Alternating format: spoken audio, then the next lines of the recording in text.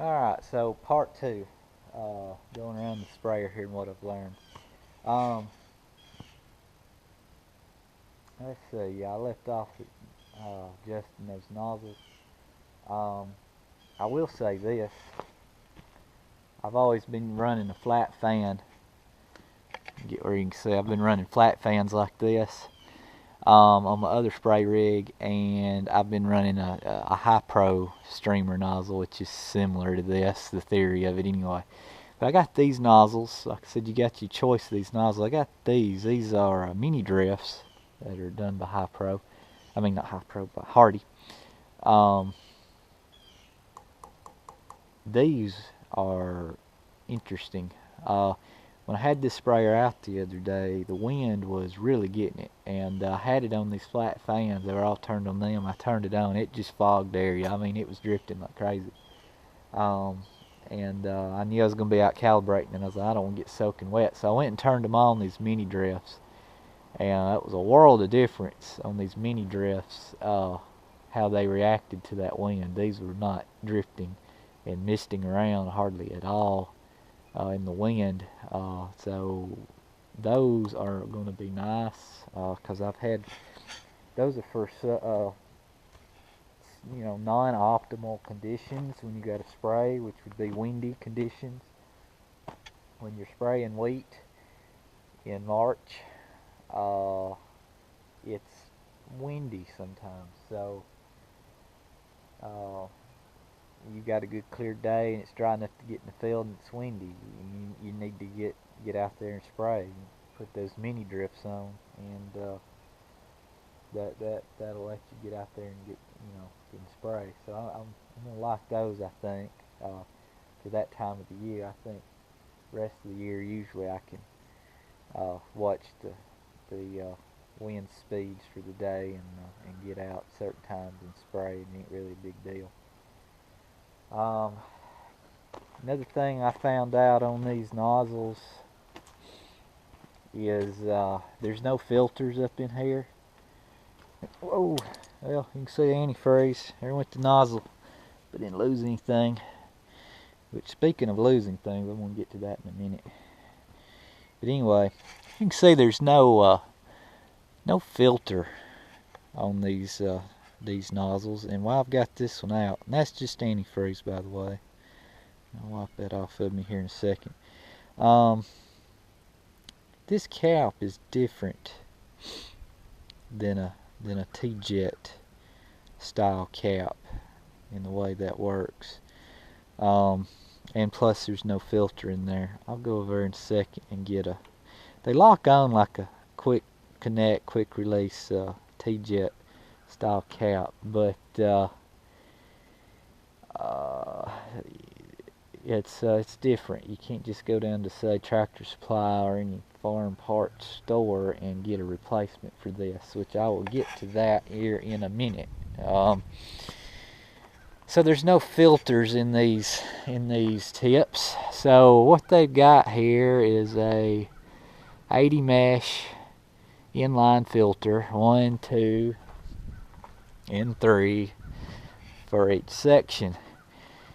So the theory here is you have these filters instead of filters at the nozzles, so you don't have, goodness, this spray rig would have over 100 filters on it. There's 36 nozzle bodies on here with 3 spray tips each, so yeah, that's like 102 or something. I don't know. Anyway, 100 something. I don't know how I like that. I've always had filters in these spray tips, and I have seen them catch trash, and Roundup gels up pretty quick if you leave it in a sprayer overnight sometimes, or a couple of days between spraying if you don't flush the sprayer out. And I've seen it catch that gel. It won't stop it up unless it's set a long time and you got a problem. But if you set it overnight, a day or two, just to get by to the next spray without having to drain it out, run it out, and all that, which is the best way to do it other than it gelling up. But Anywho, yeah, so I'll just have to see how that works. It should be fine. I mean, anything that goes through this filter should go through the tip and not stop it up. My only fear is again gelling, possibly, if I don't, which proper thing to do would be clean it, let it rinse out, which this has a rinse system. Has that 63-gallon clean water tank on the back where you can turn it on up front and run clean water through this boom before you leave the field. So taking that into mind should be okay, but I do worry about anything building up in these pipes here, all the hoses that is past the filter, that could stop up a nozzle. But I think it'll be okay. But anyway, I'm gonna step over here and get a T-jet nozzle off my other spray rig. It's still here, and wipe this antifreeze off my hand, and I'll show you what I'm talking about on that. Alright, so I got these nozzles here. Got me a rag to get the antifreeze off of them. I got the other spray rig winterized as well. Antifreeze. But anyway, here's the two tips. I'm not looking at, there's this flat fan. This is one of the mini drifts, but what I'm wanting to show you here is how different these two little latching quick disconnect pieces are. As you can see, this is a bigger and wider gapped fitting on the nozzle body versus this one. Then you look at the inside, this actually uses a round O-ring, where this uses the flat washers, and then your little filter would sit right in here for these. Now on the filters, you can get filters for the Hardi and put up in here. It's not like they're not designed for them, but like I said, they're going to those inline filters for each section to reduce the amount of time needed to clean all these out. So anyway, I just wanted to show you the difference on that there. I'll walk in here and show you my old spray rig. It is for sale, by the way. And I should say old. It's only a couple years old. I think I got it, yeah, 2013. I special ordered this rig. This is what they call a pasture blaster, which usually comes set up with two boomless spray nozzles on the back. But I ordered it with this X-fold cross boom. It's about 40 feet. You can see the nozzle I took off right there. But anyway, you can just see that's a different type nozzle body. But anyway, this is a 300-gallon sprayer. Again, it sprays about 40 feet. And it's done fine. It's got section control, 3 valves there, pressure regulator, and whatnot. And I've made some modifications to it. I've got a eductor it's an eductor horn. It's basically an agitation horn here in the tank. I've added this valve here. I've also added a fill port down here to it that didn't come on it originally. It uses a just standard PTO pump, but it's a high pro pump. It is the more expensive pump. It's the $500 or $600 nitrogen and Roundup Ready pump. So I knew I was going to be spraying liquid nitrogen with it. But anyway, has adjustable wheel track widths on it and everything. But like I said, I'd fill this sprayer up. On some fields I couldn't get all the way through the field. I had to go re-tank up. So, and couldn't go too awfully fast with it, and 40 about 40-foot booms, and they don't raise up and down or anything from the tractor. I'd get out manually, do everything, which is okay. I'm not trying to say I'm lazy or anything, but yeah, that's it. I've got a bag of extra parts here that I'm gonna sell with it, and it has a little T-jet control box that hooks up right here with a pressure gauge. It's in the tractor. You can adjust the pressure and turn your section zone off in the tractor. But anyway, back out here to the Hardy. I wanted to upgrade to something a little bit nicer, which is obviously I have done. Maybe too nice, but anyway. Yeah, that's the deal with the nozzles. Let's see, I'd like to show some things outside. The boom suspension on this thing is pretty neat, how that works. When I get it folded out, I said I got to move those wheels out. Let's see, up here in the tank, to show you what I learned up here. I may have misled some of y'all first time I showed you this tank on a couple of things. There is no filtering here. That is another gripe that I have on the sprayer. There is no filter that I'm aware of and have found that filters the contents of the tank going into the pump. I would have thought that would be a pretty standard feature, but it ain't there, so I'm gonna have to, I guess what I'm probably gonna do is when I fill water or liquid nitrogen or anything in here, I'm gonna put me an inline filter in my hose here and just filter everything going into the tank, and I should be okay that way. But here's the centrifuge pump. It's an Ace pump. It's a Ace 150, I think. I think I missaid that the last time. Yeah, 150. There's 150 down there. But anyway, so this is your inlet, your outlet.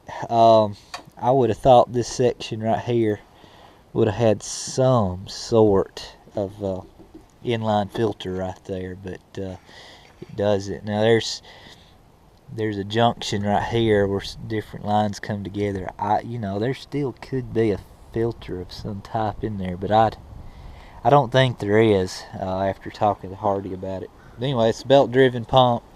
PTO shaft comes in here. There's a belt on a pulley, it runs down there. It's kind of like a disc mower belt in there or two. Anyway, I was up at the tank, sidetracked there. Down in the tank, I thought that was a loose piece there straight down. That's actually your sight gauge here, right here, is connected to that. And what I found out when I drained that antifreeze out the first time was I drained out about 10 gallons of antifreeze. So there's about 10 gallons of liquid in this tank before that sight gauge even starts registering. So, excuse me, what I'm going to have to do is, when I tank this thing up, realize that there's about 10 more gallons of solution in here, or water or whatever, than this gauge is reading. Anywho,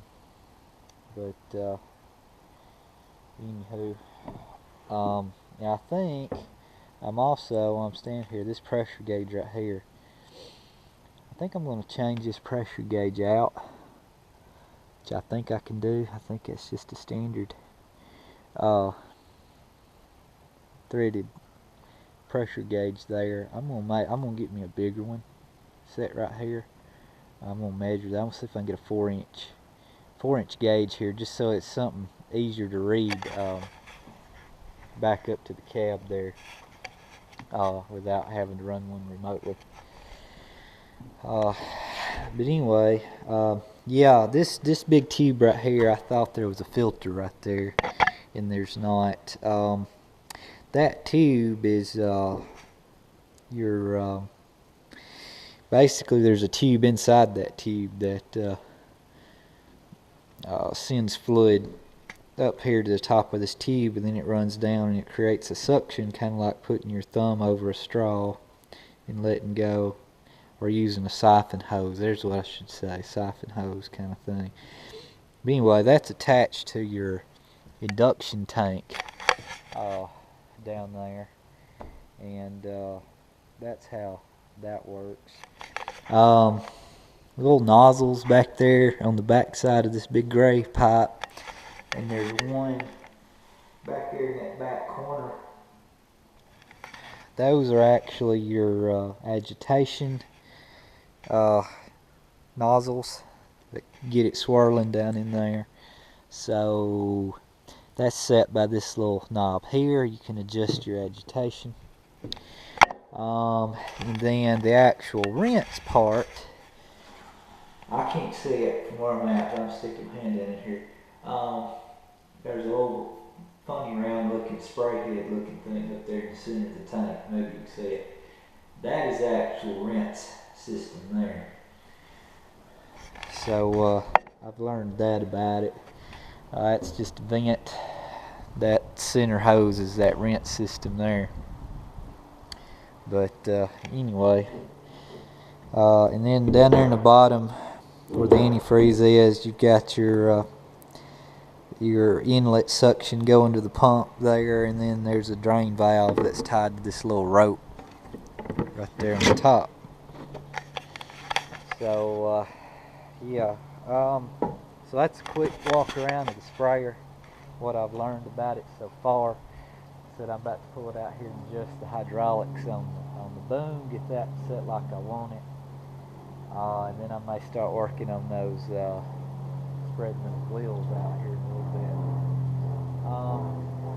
But yeah, it's been a little bit of a learning experience going around it. Like I said, my other sprayer was fairly basic. This one's fairly complicated in my opinion, but I know a lot of people that run these things think this thing's probably not complicated at all, but it is to me. Like I said, I just get my head wrapped around the flow part instead of pressure based, and just how it works. But like I said, I have gone through the calibration on that. I also went through the section calibration, which is these little green knobs down here. Basically, it's designed to where when you shut a section off, it won't knock the pressure up on your other two or one or whatever sections you've got on. So I went through and adjusted those so that it maintained a steady pressure. Of course, that keeps the flow meter also reading accurately.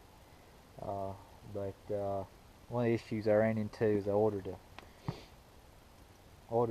1 gallon calibration jug the other day. It measures in fluid ounces. I had a quart one, and I had the pressure about 25 psi, and it overfilled my quart jug in a minute.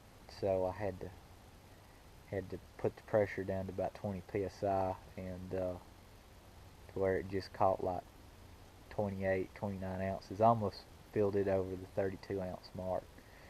But anyway, one more thing before I run out of time on this video is you can't get parts for this thing anywhere, as I was noting to you a minute ago. Can't just go down Tractor Supply and replace nozzles and nozzle bodies because they're a Hardi specialty part. You know, I think this company they're big over in Europe and over that way, so you know, it kind of, I think, came from over there. I know it was built here, but the design, engineering, some of that might be from over there. But anyway, what I've done at the Farm Machinery Show, I asked them about parts. You know, what I could do on getting parts, and well, I'm gonna run out of time on this video again. Look for part 3. and I'll discuss the part situation. See ya.